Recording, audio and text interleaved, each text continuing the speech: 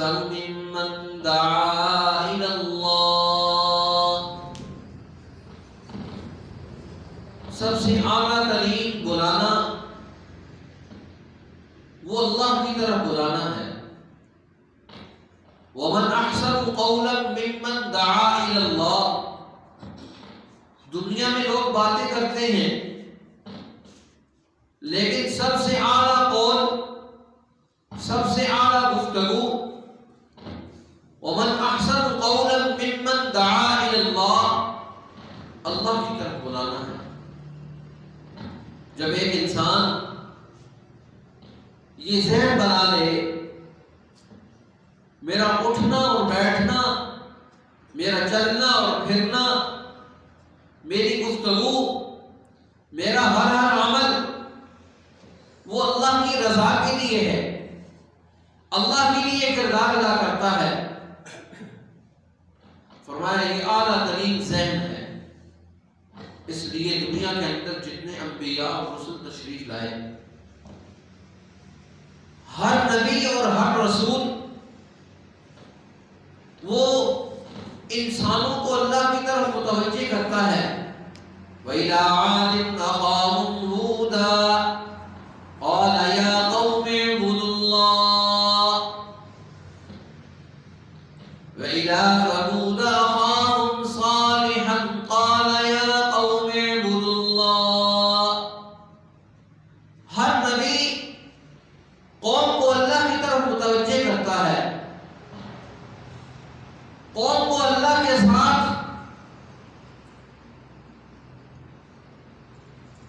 اور اللہ وحدہ لا شریک کی وہ جو صفات ہیں ان کے ساتھ جوڑنے کی کوشش کرتا ہے۔ اور پھر قوم کا حال، قوم کا ذہن،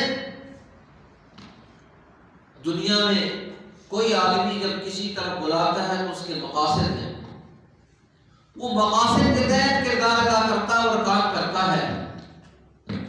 نبی اللہ کی طرف بلانے کے ساتھ ہی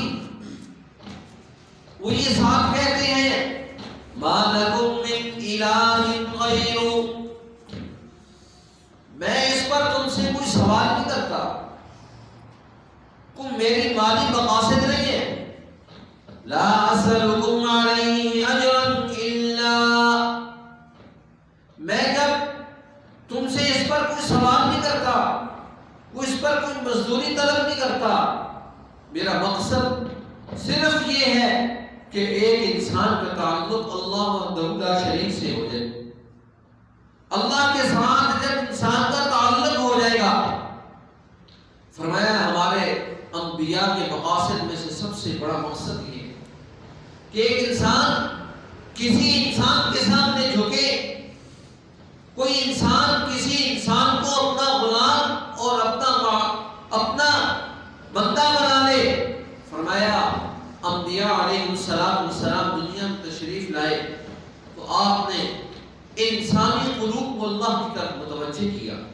اس لیے اس آیت کے اندر فرمایا وَمَنْ أَحْسَنُ قَوْلًا مِّمَّنْ دَعَا إِلَى اللَّهِ، اس انسان کا سب سے اعلیٰ ترین عمل یہ ہے کہ وہ انسانوں کو اللہ کی طرف بلاتا ہے، اللہ کے ساتھ تعلق قائم کرتا ہے، اللہ کے ساتھ ان کو جوڑتا ہے، اور مقاصد کے اعتبار سے دنیا میں ہر آدمی کوئی کام کرتا ہے مقصد کے لیے، غرض کے لیے، مفاد کے لیے۔ انبیاء علیہ السلام کا درجہ امتیاز یہ ہے کہ وہ بے غرض ہو کے کردار ادا کرتے ہیں۔ کسی نے کہا اللہ اولیاء اللہ کی نشانی کیا ہے؟ اولیاء اللہ کی نشانی کیا ہے؟ انہوں نے کہا اولیاء اللہ کی سب سے بڑی نشانی یہ ہے کہ وہ بے غرض ہوتے ہیں، وہ بے غرض ہو جاتے ہیں، ان کا مقصد اور مطلب محض اللہ کی رضا کے لیے کردار ادا کرنا ہے۔ ہمارے بزرگوں میں سے حضرت مولانا احمد علی لاہوری رحمۃ اللہ علیہ ایک دفعہ کراچی تشریف لے گئے تو ہر طرف مدارس کے علماء اور طلباء کہاں جا رہے ہیں؟ حضرت لاہوری تشریف لا رہے ہیں، کہاں جا رہے ہیں؟ حضرت لاہوری کے پاس جا رہے ہیں۔ جو آدمی اٹھتا ہے تو وہ کہتا ہے ہمیں چھٹی دیں کہ حضرت لاہوری تشریف لائے ہیں، لاہور سے کراچی، ہم نے ان سے ملاقات کرنی ہے، حضرت کی زیارت کرنی ہے۔ حضرت مولانا محمد یوسف بن نوری رحمہ اللہ ان کے پاس آئے، کہنے لگا پورے کراچی میں ایک شور اور غل ہے، یہ تمہارے پاس کیا مجلس لیے کہ ہر آدمی کہتا ہے حضرت لاہوری آئے ہیں اور لاہور سے تشریف لائے، ہم نے ان سے ملنا ہے، یہ تم کیا کرتے ہو؟ حضرت نے وہاں ایک بڑا عجیب جواب دیا، کہنے لگے اس حافظہ اور اولیاء اللہ کی صحبت کی بدولت حضرت مولانا عبید اللہ صدیق رحمۃ اللہ علیہ کے بیٹے تھے، شاگرد تھے حضرت لاہوری، کہنے لگے اولیاء اللہ کی صحبت اور اس حافظہ کی تربیت نے یہ ذہن دیا ہے کہ جب کا یہ ذہن آیا ہے کبھی قرآن پر کسی سے 1 روپیہ نہیں لیا، ساری زندگی قرآن مجید کے دروس دیے ہیں، دین کی خدمت کی ہے، لیکن کبھی کسی سے 1 پانی گھونٹ کر قاضا نہیں کیا۔ یہ اتنا بڑا ذہن اللہ رب العزت نے مخلوق کو ان کی طرف متوجہ کر دیا۔ اس لیے اولیاء اللہ کا سب سے بڑا ٹکڑا امتیاز یہ ہے وہ عمل کرتے ہیں، اور عمل کے بعد ذہن میں یہ ہوتا ہے نجریہ الا اللہ، اس کی مزدوری تو مجھے رب دے گا، اس کی مزدوری تو مجھے اللہ رب العزت عطا فرمائیں گے۔ کہتے ہیں سیدنا موسیٰ علیہ السلام اور سیدنا خضر علیہ السلام سفر پر تھے، اب جب سفر انہوں نے شروع کیا تو سیدنا خضر علیہ السلام نے موسیٰ علیہ السلام کو کہا کہ آپ میرے ساتھ سفر کی طاقت نہیں رکھتے، کیوں کہ ایک تشریعیات کے پیغمبر ہیں اور ایک تکوینیات کے پیغمبر ہیں۔ انہوں نے کہا نہیں، اللہ نے حکم دیا ہے کہ تجھ سے بڑا عالم ہے لہذا اس کے ساتھ سفر کر، میں تو اللہ کے حکم کے مطابق آیا ہوں، آپ سے سیکھنا چاہتا ہوں، سفر آپ کے ساتھ کروں گا۔ تو وہ ان کو کہتے ہیں انک لن تستطیع معی صبرا، تو میرے ساتھ چلنے کی قوت اور طاقت اور صلاحیت اس لیے نہیں رکھتا کہ صبر نہیں کر سکے گا۔ انہوں نے کہا نہیں، ستجدنی انشاء اللہ من الصابرین، اللہ نے چاہا تو آپ مجھے صابرین میں سے پائیں گے۔ کہتے ہیں فانطلقا، دونوں کا سفر شروع ہوا۔ جب سفر شروع ہوا تو کہتے ہیں کشتی میں بیٹھے، تو کشتی میں بیٹھنے کے ساتھ ہی آپ نے وہاں کشتی کا ایک پورا تختہ وہ کھیڑ دیا۔ اب اصولی طور پر تو یہ ہوتا ہے کہ جب کشتی کا تختہ وہ کھیڑا جائے تو پانی اندر آتا ہے اور کشتی پانی کے اندر ہے، لیکن اللہ کہتا ہے دیکھو 2 نبی ہیں، ایک تشریعیات کے ہیں ایک تکوینیات کے ہیں۔ کہتے ہیں کہ اللہ رب العزت کا حکم تھا اس تختی کے بجائے وہاں پر شیشے کا تختہ آ گیا، پانی اوپر نہیں آ سکتا تھا۔ اور بعض علماء کہتے ہیں کہ خضر علیہ السلام کی یہ معجزہ تھا کہ کشتی پانی میں موجود ہے، وہاں تختہ نہیں ہے لیکن پانی کشتی میں نہیں آیا۔ انبیاء کے معجزات ہوتے ہیں۔ کہتے ہیں کہ وہاں جب وہ نکل کر گئے آگے لب تک صحرا تھا، جب لب تک صحرا میں گئے تو موسیٰ علیہ السلام کے ذہن میں یہ بات آئی کہ یہاں اس لب تک صحرا میں ہمیں کھانے کے لیے کیا ملے گا، یہاں تو کچھ چرند پرند کوئی چیز دور دور تک نظر نہیں آ رہی، سفر پر تو ہمیں لے کر جا رہے ہیں تو کھائیں پیئیں گے کیا؟ کیوں؟ تشریعات کے اصول کچھ اور ہیں۔ جب عالم تشریع آتا ہے تو وہ ان ساری چیزوں کو سامنے رکھتا ہے۔ وضو کے لیے پانی ضروری ہے، پیٹ کی آگ بجھانے کے لیے کھانا ضروری ہے، تان چھپانے کے لیے کپڑا ضروری ہے، ایک فطرتی بات ہے۔ کسی چیز کو پکانا ہے تو آگ ضروری ہے، شریعت کا تقاضا ہے، کیونکہ وہ شریعت کے پیغمبر ہیں اور یہ تکوینیات کے پیغمبر ہیں۔ یہ سوچ رہے ہیں اس لگ تک صحرا میں کھائیں گے کہاں سے، کیا چیز ہے؟ ظاہری اسباب کے اعتبار سے وہ چیز نظر نہیں آ رہی۔ اور سیدنا خضر علیہ والسلام وہ تکوینیات کے پیغمبر ہیں. اللہ نے ان کو اوپر سے پردے اٹھائے ہوئے ہیں. منکشف ہے کائنات، منکشف ہے، چیزیں واضح ہیں. تو دور سے دیکھا ایک ہرن بھاگتا ہوا آ رہا، ایک ہرن بھاگتا ہوا آ رہا. جب بھاگتا ہوا آیا تو قریب آیا تو دیکھا کہ آدھا ہرن جو ہے کہ وہ کچا ہے اور آدھا ہرن روسٹ ہے. خضر علیہ السلام نے فرمایا تو سوچ رہا تھا نا کھائیں گے کہاں سے، یہ کچا حصہ دے رہا ہے، میرا ایمان تھا اللہ پر پختہ تھا، یہ اللہ نے مجھے روسٹ کیا ہوا چیز دی ہے، تو اپنا حصہ پکا اور کھا، میں تو کھا رہا ہوں. اور یہ اللہ کا کمال، جب انسان اللہ رب العزت پر 100% بھروسہ کر لیتا ہے، اعتماد اور یقین کی یہ کیفیت پیدا ہو جاتی ہے، پھر اللہ رب العزت اس کو وہاں سے کھلاتا ہے. وَيَرْزُقْهُ مِنْ حَيْثُ لَا يَحْتَسِبُ. انسان تصور نہیں کر سکتا یہ کھانا کہاں سے آ گیا. کہتے ہیں اللہ رب العزت نے اس قدر مخلوقات پیدا فرمائی، اس میں جن بھی ہیں، انسان بھی ہیں، حیوانات بھی ہیں، جمادات بھی ہیں، فرشتے بھی ہیں، کائنات میں پھیلی ہوئی مخلوقات ہیں. ماں سوا انسان کی کوئی ڈیوٹی نہیں کرتا. انسان ہے دکان لگا کے بیٹھے گا، کھیتی باڑی کرے گا، ملازم ہوگا، کارخانہ لگائے گا. اس کی غذا 2 کلو، 24 گھنٹوں میں 1.5 کلو، 3 کلو. بہت بڑا پیٹ ہوگا تو 5 کلو کھا لے گا، 10 کلو کھا لے گا غذا. اور حال یہ ہے کہ سمندر کے اندر کی مخلوقات، ایک مچھلی ایک وقت میں، بعض مچھلیاں ایسی ہیں ہزاروں ٹن کھا جاتی ہیں. کوئی مچھلی ایسی ہے جس کی 40 کلو غذا ہے، کوئی ایسی ہے جس کی 40 ٹن غذا ہے، کوئی ایسی ہے جس کی 40 من غذا ہے، کوئی آدھے من والی ہے.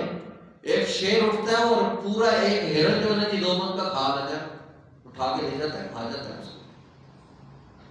اب وہاں پر دیکھا جائے تو اس کی کوئی وہاں پر دکان نہیں، کوئی جاب نہیں، کوئی کارخانہ نہیں. اللہ رب العزت پر توکل کا یہ عامل ہے. ایک چڑیا جب صبح اٹھتی ہے تو وہ اپنے گھونسلے سے اڑان بھرتی ہے، شام کو جب آتی ہے تو اس کے منہ میں کچھ چیز نہیں ہوتی، میں نے کل کے لیے پھر بھی کچھ چیز لے کر جانی. توکل کا یہ حال ہے کہ ایک مومن بندے کا توکل اگر چڑیا جتنا بھی ہو جائے، اللہ اس کو اپنے گھونسلے کا رزق دیتا ہے. اور یہ انسان اشرف المخلوق. اس لیے اولیاء اللہ کا کمال یہ ہے وہ ساری چیزیں لے کر بھاگ کر نہیں نکلا کرتے.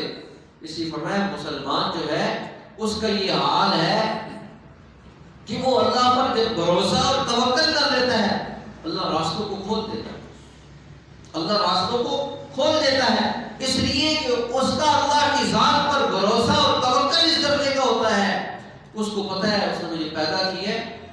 اور پھر وہ بھولی گا. کہتے ہیں موسیٰ علیہ السلام کے ہاتھ میں عصا تھا، ذہن میں سوال پیدا ہوا. اللہ نے فرمایا یہ عصا اس پتھر پر مار. پتھر پر مارا تو کہتے ہیں وہ پتھر ٹوٹا، اس میں سے ایک اور پتھر نکلا. فرمایا اس پر مار، اس پر مارا تو ایک اور پتھر نکلا. فرمایا اس پر بھی مار، پھر مارا تو ایک اور پتھر نکلا. پھر اس کے اندر سے ایک اور پتھر نکلا. فرمایا اس پر مار.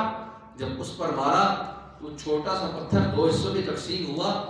اس میں ایک کیڑا تھا، اس کی منہ میں سبز تنکا تھا اور وہ کھا رہا تھا اور کہہ رہا تھا سبحان من خلقنی ولم ینسانی. پاک ہے وہ ذات جس نے مجھے پیدا کیا، ولم ینسانی، مجھے بھولا نہیں. اللہ کی ذات پتھروں کے اندر مخلوقات کو رزق دینے والی، سمندروں کے اندر مخلوقات کو رزق دینے والی، پہاڑوں کے اندر مخلوقات کو رزق دینے والی. اس لیے کائنات کے اندر ساری مخلوقات ہیں. اب کائنات میں کیسی کیسی مخلوقات، ہر مخلوق اپنے حصے کا رزق کھا رہے. سلیمان علیہ السلام کے ذہن میں آیا میں اللہ کی مخلوق کی دعوت کرتا ہوں. کہتے ہیں 6 مہینے جنات دیو وہاں پر ان کے ذمہ جتنی مخلوق تھی، جتنی مسخر تھی، سب کو لگا دیا. ساری مخلوقات جو مسخر تھی وہ ساری مخلوقات کھانے پکا رہی ہے. اللہ کی مخلوق کی دعوت کرنی ہے، ساری کائنات لگی اور اتنی یوں اشارہ کرتے تھے، ہوا ادھر کی ساری چیزیں ادھر لے آتی تھی، ادھر کی ساری چیزیں ادھر آ جاتی، جو چاہا کیا، اتنا تصرف اور اتنے معجزات کہ پوری کائنات کی ساری چیزوں کو انہوں نے کاموں پر لگا دیا۔ اور جب چیزیں تیار ہوئی، اللہ نے کہا پہلے خشکی والوں کو بھیجو، کو تری والوں کو، پہلے خشکی والے آئے، مخلوق کے تری والے آئے، باری تعالیٰ تری والوں کو بھیج کہتے ہیں ایک مچھلی نکلی، 6 مہینے سلیمان علیہ السلام اور آپ کا لشکر اور آپ کی حکومت اور آپ کے کارندوں نے اتنی بڑی دعوت کا اہتمام کیا، اس مچھلی نے ایک نوالہ لیا اور کہنے لگی 2 نوالے تو بھی میرے رہتے، آج میں تیری مہمان ہوں اور بھوکی جا رہی ہوں۔ اللہ کہتا ہے تم یہ کہتے ہو، انبیاء کائنات میں ہر چیز اللہ کی محتاج ہے، نبی بھی اس کے محتاج، ولی بھی اس کے محتاج، کائنات کے اندر جتنی چیزیں ہیں اس کی محتاج۔ سلیمان علیہ السلام جیسی مملکت اللہ نے اس کے بعد کسی کو نصیب ہی نہیں فرمائی، اور آپ نے دعا فرمائی تھی اے اللہ ایسی مملکت نصیب فرما، ایسی حکومت نصیب فرما، میرے بعد کسی کو ایسی نہ دینا۔ سلیمان علیہ السلام کی دعا قبول ہوئی، اللہ نے اس کے بعد ایسی مملکت کسی بادشاہ کو نصیب نہیں فرمائی۔ اور کتنی ترقیات ہیں، آج ان ترقیات میں سے ایسی مملکت کسی کو ایک تولہ بھی نصیب نہیں ہوئی۔ اور اللہ رب العزت یہ کائنات میں انسانوں کو بتاتے ہیں جب تمہارا تعلق میرے ساتھ ہو جائے گا، کائنات کی ہر چیز کو میں تمہارے تابع کر دوں گا، یہ چرند، یہ پرند، یہ درند، یہ کائنات کی ساری مخلوقات یہ تمہارے تابع ہو جائے گی، شرط یہ ہے کہ تو میرے سامنے جھکنے والا بن جائے۔ جب مومن بندہ اللہ کے حضور جھک جاتا ہے، کائنات ساری مسخر ہو جاتی ہے۔ اس لیے کہتے ہیں موسیٰ علیہ السلام، یہ جتنے اولو العزم انبیاء آئے، اللہ پر توکل اور بھروسہ، سمندروں کے اندر راستے بن رہے ہیں۔ یہ کیا چیز ہے؟ عصا مارتے ہیں سمندر میں راستے بن جاتے ہیں، عصا پھینکتے ہیں سانپ بن جاتا ہے، پکڑتے ہیں لاٹھی بن جاتی ہے۔ اللہ فرماتے ہیں پوری کائنات میں میری دسترس ہے، میرے ساتھ تعلق ہوگا، پھر بندہ مومن جو کہے گا میں اس کے مطابق کام کروں گا۔ اس لیے کہتے ہیں حدیث میں فرمایا ایک بندہ مومن جب نکلتا ہے اللہ کی رضا کے لیے کردار ادا کرتا ہے، اللہ فرماتا ہے ایک وقت ایسا آتا ہے اس کا اور میرے بندے کا تعلق ایسا ہو جاتا ہے، میں اس کا ہاتھ اور پاؤں بن جاتا ہوں، میں اس کا ہاتھ اور پاؤں بن جاتا ہوں، یہ پکڑتا ہے، اس کی پکڑ سے کوئی چیز نکل نہیں سکتی، یہ چلتا ہے تو اس کی چلت میں کائنات آ جاتی ہے۔ اس لیے پوری کائنات اللہ رب العزت کی دسترس میں ہے، اور جب بندہ مومن اللہ کا غلام بن جاتا ہے، کائنات اللہ اس کی کر دیتا ہے۔ اس لیے حضرت عمر رضی اللہ تعالیٰ پہاڑ پر کھڑے ہیں، پہاڑ پر زلزلہ آیا، حضرت عمر رضی اللہ تعالیٰ نے اپنا درہ نکالا اور پہاڑ پر مارا، کہا قف، ٹھہر جا، قف یا جبل، ٹھہر جا ہے پہاڑ، تو کیوں ہلتا ہے؟ عمر نے تیرے اوپر انصاف نہیں کیا۔ دنیا کے اندر 2 چیزیں بڑی اہم ہیں، اگر کوئی بندہ مومن عادل بن جائے، ظالم نہ ہو، اللہ اس کا مومن تو ضامن ہو جاتا ہے، اور اگر کوئی بندہ ظلم اور بربریت پر آ جائے، اللہ رب العزت کی ناراضگی اس کی طرف متوجہ ہو جاتی ہے اور وہ شکست کھا جاتا ہے۔ اس لیے دنیا کے اندر 2 چیزیں بڑی اہم ہیں، ایک عدل اور ایک ظلم۔ انسان جب عدل کے لیے کردار ادا کرتا ہے، نظام عدل کے لیے کام کرتا ہے، اللہ کے اس کی حیثیت تبدیل ہو جاتی ہے، اور جب نظام ظلم کے ساتھ کھڑا ہو جاتا ہے، منفی قوتوں کے ساتھ کھڑا ہو جاتا ہے، فرمایا اس کی حیثیت کائنات میں تبدیل ہو جاتی ہے۔